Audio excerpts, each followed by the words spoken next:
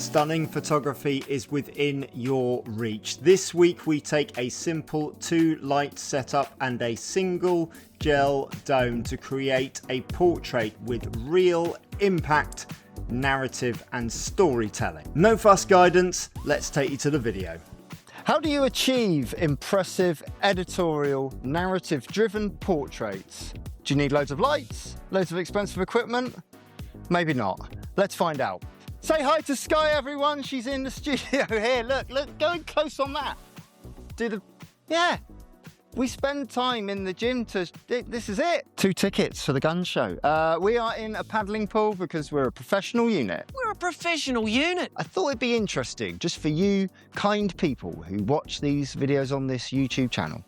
I thought it'd be interesting for me to take you back one of my high-end sessions and one of our high aspirational narrative portraits. The idea of this shoot was kind of like a fire and ice shoot, yeah, with elements of water, sort of lots of natural elements working together. So when we started the process of building this portrait, we had lots of discussion about what the narrative was going to be and how it was going to look. The idea we came up with was that we were going to pour some water into the studio and do kind of like a waterfall shoot, but with different elements. And it all starts really with what we're wearing. We have to look at the wardrobe in a portrait and see if it suits with the overall narrative. This one's quite a smart outfit. Talk us through your outfit, actually. You don't need to listen to me. Sky understands her outfit better than me. Go for it. So essentially, we're just embracing the masculine elements of myself and my character and stuff like that. I like the suit element. I think it's a different thing that you don't see very often in wrestling, and it suits my body type more. I'm a little bit more muscular than most women. So I think why not lean into it? Yeah, imagine if me, a nearly 50-year-old photographer man, came in and said she's muscular than more women and she wanted to go into her more masculine elements. That's why we allow people to speak for themselves in this studio. We make sure, first of all, safety first. When we're working with water, we've got to make sure, we're lucky that the majority of our plugs in this studio are quite high up, but we need to make sure that we're working in a safe space. So we're working with the paddling pool here. It's got a ground sheet underneath it, and we're making sure that everyone's taking care when we're working with those elements of water. Luckily, we're shooting this on the hottest day of the year. The comfort of the person that we're photographing is key, so we make sure that the water's warm, we make sure the studio's warm with lots of towels and lots of things to make sure that everyone is super comfortable. Are you feeling comfortable? Seriously, mate, imagine that. Imagine being super comfortable. So for the first part of this shoot, the first element of this shoot, where we're working with this nice suity style wardrobe in this studio, I know that I want to make it darker. I want to make it low key. So I'm going to bring you around to the back of the studio here. And we've just set up our blackboards. These are our black and white boards that we use for reflecting light and for blocking light. And we've just dropped them all the way to the back of the studio. Now, in my old studio where I used to work when I started taking portraits, which was a loft conversion in a terraced house, the equivalent of that would have been a Velcroed cotton backdrop, just Velcroed to a white wall. And I would still be able to try to create elements like this and certainly darker low-key portraits with that setup. I'm very fortunate today that I get to bring in those blackboards. As you will also know, if you watch this channel a lot, I like to keep my lighting setups fairly simple. The less lights that I work with means that there are less things that can actually go wrong with the shoot. So I'm going to start off, as I always start off, by setting up my key light here, my Elinchron 5. It's on an Octabox right above Sky here and out the way. What that means is if we bring the camera around here, where I'm shooting here towards the back of the room, there are no distractions. There's nothing in the way. There's no tripods. It's up on a suspended boom arm. Again, safety first, lots of weights, lots of sandbags. Did you just bicep curl again? Incredible. Value for money. 2 for 1 bicep curls there for you, you lucky people. And it's coming down here at a 45-degree angle, coming down. It's a fair bit of distance between her and the back of the studio here, so there shouldn't be a lot of fall off on light. So I've set up my key light first here, Elinchron 5 with my favorite Octabox, nothing in the way, and we're just going to take our first test shot here. I'm going to talk to you about settings in just a moment, but first off, we're just going to ask you to do a pose exactly where we are there. Nice simple shot, 3, 2, 1 there. I'm just going to look at our results here. Very simple, nice black backdrop there.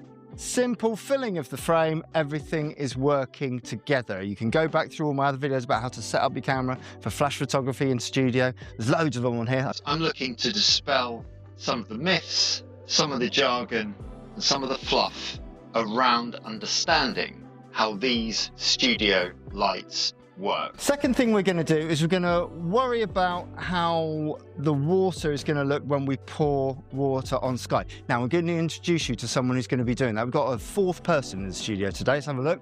Say hi to Lauren. She's all the way up there. Perfect. See there, Lauren has a couple of watering cans up there with some nice lukewarm water again, because we like to make people feel as comfortable as possible in the studio here.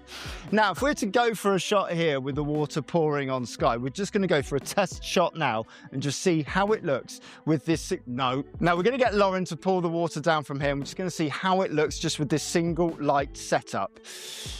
Getting ready with the watering cans above. Exactly the same pose again there for me again. That was great. Big shoulders and 3, 2, 1, go.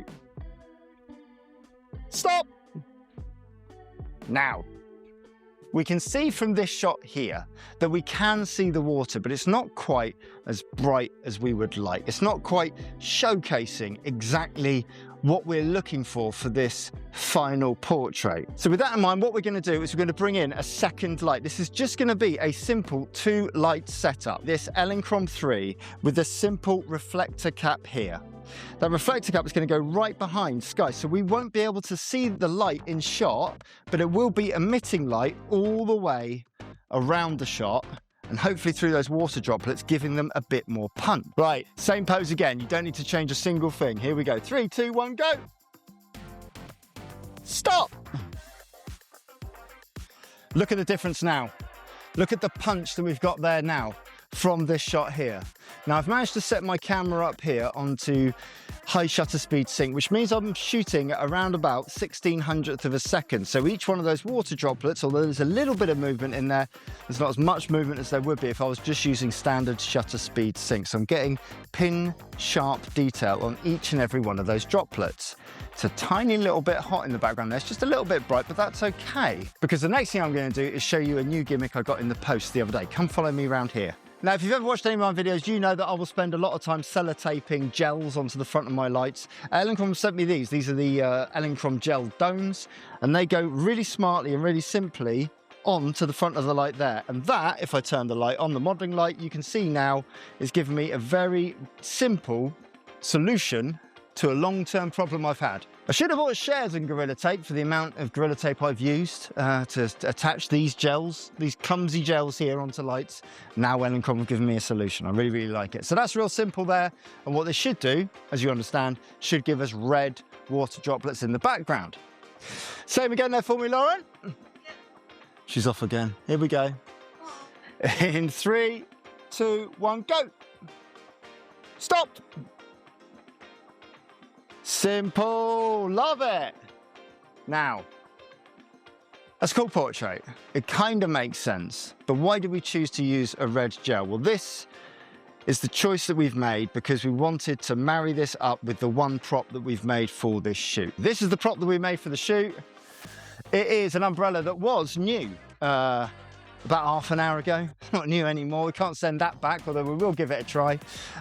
We very safely, outside in a very safe space with lots of water and fire blankets to make sure that nothing went wrong. We've just melted some of the plastic fittings and some of the nylon in this umbrella. So it's ultimately redundant as a useful umbrella. And because it's been burnt, that's what leans into this narrative with the red backlight, showcasing elements of fire against elements of water. We're now going to use this to shield us from the upcoming storm so we don't get wet. Perfect. Lauren's going to give us one more showcase of water from above. Big shoulders on this one there for me, looking straight down to the camera. You'll notice I'm taking quite a low angle here. 3, 2, 1, go. Keep it there. Change it. 3, 2, 1, stop. Love it. And there we have a final image, a dynamic image with lots of water, lots of colour, but also a little bit of a narrative leaning in towards it. And now we can mess around with that prop and start to create different shapes and different compositions within the final piece. With the final piece in this instance, we ran the original image through Photoshop and made sure we got as much detail in the colours as possible, and then we added an after effect into it to make it look like the umbrella was on fire rather than having to set fire to it in studio, keeping it all nice and safe. If you'd like to find out how we did that, subscribe to nofussmust.com and leave us a message and we'll send you access to a tutorial video. Sky, I'm going to ask you now to describe your experience with us today in 3 simple words. Absolutely, phenomenally fantastic.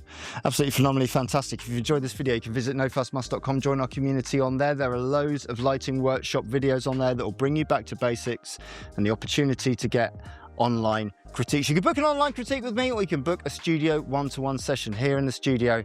Come and spend a couple of hours, half a day with us, with your camera, your flashlights, and we'll help you take your photography and your portraiture to the next level. Like and subscribe, say nice things, and as ever, all the very best.